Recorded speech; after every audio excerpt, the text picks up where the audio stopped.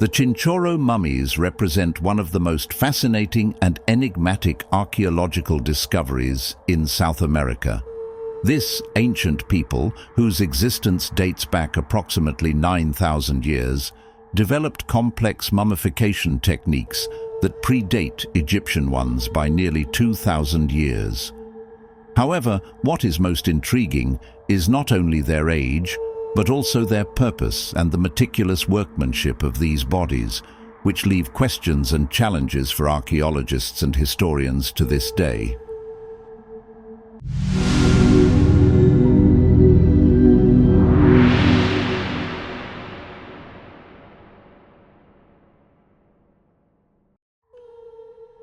Imagine the ancient Chinchorro inhabiting the arid shores of the Atacama Desert, a place so hostile that it barely allows life. Yet this civilization flourished on the shores of the Pacific Ocean in what is now northern Chile and southern Peru, facing a desolate environment with virtually no vegetation. So, what prompted these ancient inhabitants to develop such advanced techniques for preserving their dead? Mummies are often thought of as a legacy exclusive to Egyptian civilization, but the Chinchorro's method of preserving bodies is not only older, but also radically different. In ancient Egypt, mummification was reserved for the elite and royalty, who, according to their beliefs, needed to preserve their bodies for the afterlife. But in the case of the Chinchorro, mummification does not seem to be exclusive to royalty. Mummification includes the elderly, adults, young people, children, and even fetuses. This rare and unique aspect is unparalleled in any other mummification culture of the ancient world. The Chinchorro technique is undoubtedly one of the most complex mummification methods of antiquity. Their practices include two main methods: black mummification, dating back to approximately 5000 BC, and red mummification, around 2500 BC. In the black mummification process, the body was dismembered, its organs removed, and the skull cut and hollowed out.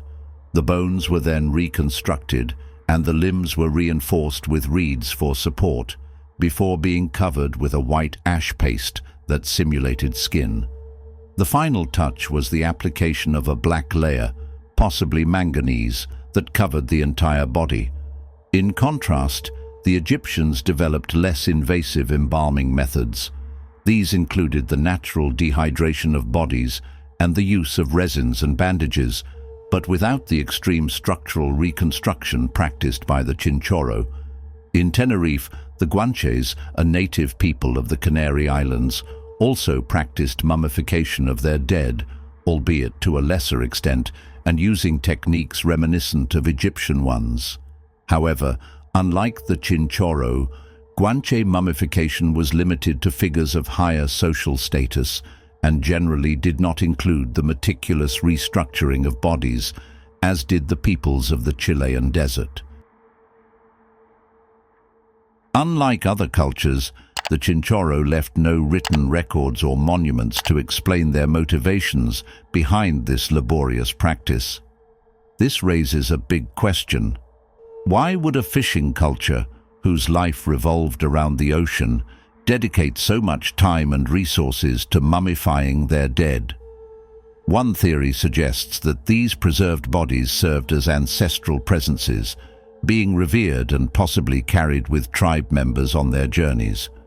There is also speculation that they could have been part of an ancestor cult, where mummified bodies were placed in places of honor during ceremonies or used to strengthen the community's collective identity. Bernardo Arriaza, an anthropologist and one of the foremost scholars of the Chinchorro culture, suggests that this rite may have had an emotional origin. In his studies, Arriaza argues that the high infant mortality rate attributed to the consumption of arsenic-contaminated water may have been a catalyst for families to seek ways to preserve and honor their deceased children. The proportion of child mummies is considerably high in the finds from the region, which reinforces this theory. However, The lack of a clear religious or mythological context leaves a void that has intrigued scholars and remains unsolved. Another mystery surrounds the natural preservation that the Atacama Desert climate allowed for these mummies. Unlike Egyptian tombs, which were built in temples and protected from the outside environment, the Chinchorro mummies were buried in shallow graves. The extreme aridity and soil composition allowed for partial natural mummification before artificial techniques were applied. Thus, the combination of environment and artificial techniques created a unique preservation process not seen in other cultures. Could it have been this characteristic of the desert that inspired the Chinchorro to develop their elaborate mummification techniques?